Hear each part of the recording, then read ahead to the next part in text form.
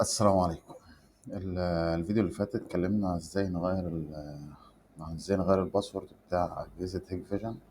ان شاء الله في الفيديو ده هنتكلم عن ازاي نعمل اكتر من يوزر باكتر من صلاحية على الجهاز بتاعنا، بحيث ان كل يوزر يشوف كاميرات معينة، يعمل لها بلاي باك او يشوفها لايف بس، او يبقى ليه صلاحيات في تغيير الاعدادات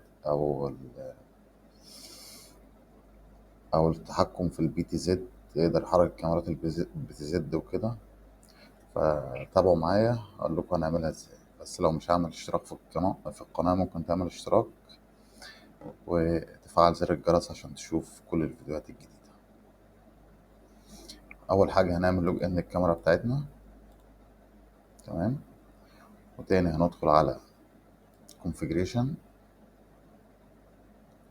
وبعد configuration هنخش على system، ومن system طبعا هندخل على user management، وهنا يظهر عندنا اليوزرز، هنعمل add، تمام. يوزر نيم هنسميه مثلا تيست، جهاز بيكتب عربي هنسميه تيست، تمام. اليوزر تايب هيبقى اوبريتور او يوزر، يعني مشغل او يوزر عادي، فهنخليه يوزر مثلا. هنكتب الادمن باسورد بتاع الكاميرا، ونكتب الباسورد بتاع الباسورد الجديد. طبعا احنا محتاجين باسورد غير باسورد الادمن، تمام. فاحنا هنكتب الباسورد الجديد،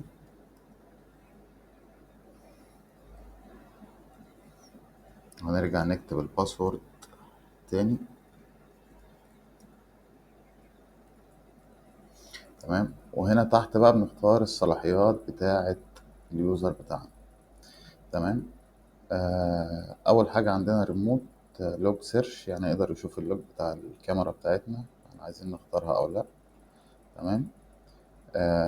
ريموت بلاي باك، يعني يقدر يعمل بلاي باك للكاميرا أو لأ، تمام.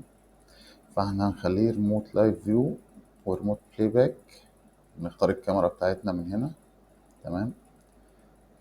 مش هنخليه طبعا يعمل لوج للسيرش بتاعنا، وبعدين ندوس اوكي،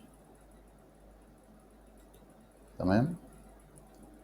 كده ظهر عندنا اليوزر التاني، تمام. بقى اسمه تيست يوزر نوت اكتيفيتد، يعني هو مش فاتح دلوقتي، تمام. لو جينا هنا في الاونلاين هنلاقي هو مش اونلاين. طيب نتأكد ازاي ان اليوزر ده ملوش غير صلاحية البلاي باك بس واللايف؟ هنعمل هنا، نيجي نعمل لوج اوت، نعمل لوج اوت كده، وندخل باليوزر بتاع التيست، وندوس لوج ان، تمام. هنا اول ما بتعمل بيقول لك حط باسورد جديد، كأنك بتعمل الاكتيفيت للكاميرا من جديد خالص. بتحط بقى انت الباسورد بتاعك كيوزر جديد، انت بتعمل لنفسك باسورد. طيب بعد ما عملنا باسورد جديد لليوزر الجديد، هندخل الباسورد بقى بتاعه، تمام. وبعدين نعمل لوج ان، ونشوف البرميشن اللي احنا اديناها له شغاله ولا لا، تمام. زي ما احنا شايفين كده، الكاميرا فتحت معانا شغاله لايف فيو، تمام. وعندنا مثلا هنيجي بقى في الكونفيجريشن، نشوف هو اليوزر ده يقدر يغير حاجه في الكونفيجريشن او لا، تمام. هنيجي مثلا نغير الفيديو طيب هنا، ونعملها فيديو اند اوديو، وندوس سيف. هيقول لك هنا نو بيرميشن، يعني مش هتقدر تغير حاجه. طيب في النتورك نيجي نغير كده النتورك بتاعتنا، تمام. نغير الاي بي، وندوس سيف، برضو نو بيرميشن. كده اليوزر ده مش هيقدر يعمل حاجه غير اللي احنا حددناها، اللي هو يعمل لايف فيو ويعمل بلاي باك. اي حاجه تاني مش هيقدر يعملها.